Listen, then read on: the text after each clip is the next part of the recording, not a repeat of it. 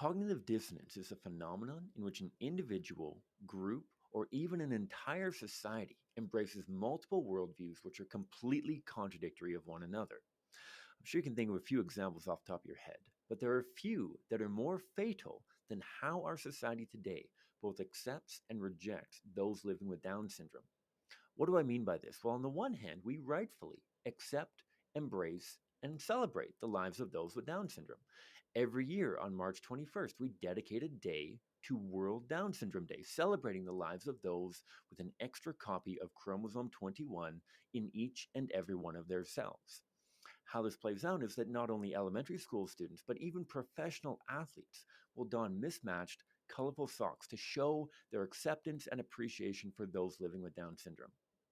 Not only this, but we rightfully celebrate the lives of people like Joey Moss, a man living with Down syndrome who's a very, very good friend of NHL legend Wayne Gretzky. Joey worked within the Edmonton Oilers and Edmonton Eskimos franchises for over 30 years. And when he tragically died on October 26th, 2020, we rightfully poured out our love and support for him and his family, sharing fond memories that we may have had with him or experiences that we shared.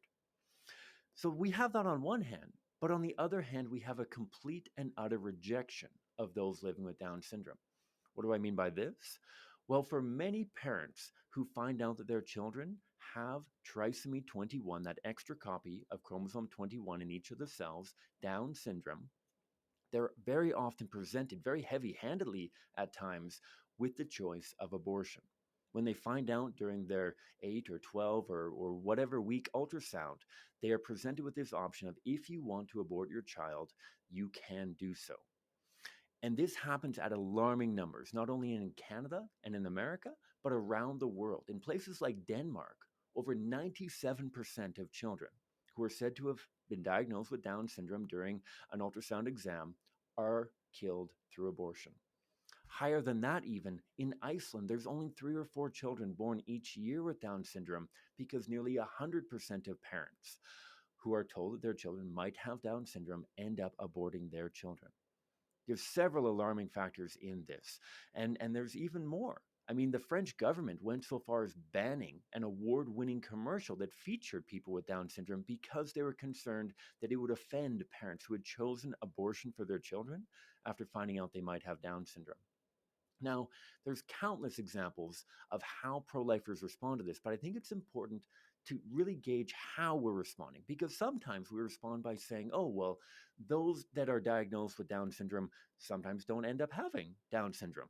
Sometimes it's an error in medical testing. That doesn't speak to the heart of the issue, though, because there are people who have Down syndrome. So it's not a matter of you shouldn't abort your child because they might not have Down syndrome, because that kind of implies that if they do, if we could confirm that they have Down syndrome, then abortion is an option. No, we don't want to go the route of if they are born without Down syndrome, then you'd feel really bad if you would consider the abortion. No, that's not really the route that we think is best. But also, we shouldn't necessarily be going down the route of proclaiming, though they are accurate, statistics showing that an overwhelming majority of people living with Down syndrome experience tremendous joy and happiness in their life. Our lives aren't valuable because of the happiness and joy that we experience. And so, abortion of children with Down syndrome is not wrong because they will experience joy and happiness, but rather because they're human and get human rights. Similarly, pro lifers will at times make the argument that an overwhelming majority of people living with Down syndrome are able to hold conventional jobs, and so they can still be productive in the workplace. We're not valuable because we produce something beneficial. We're not valuable because of what we contribute to an office setting or to a local restaurant.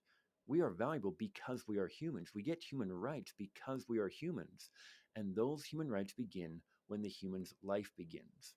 And so when you have conversations about genetic anomalies along the lines of trisomy 21 or other trisomy conditions or other challenges that people might be faced with. Let's make sure that we're not saying abortion in those situations is wrong because they will experience joy or because they can still be productive, but rather abortion is wrong in every situation, regardless of our genetic makeup, because all humans get human rights, and human rights begin when the human's life begins.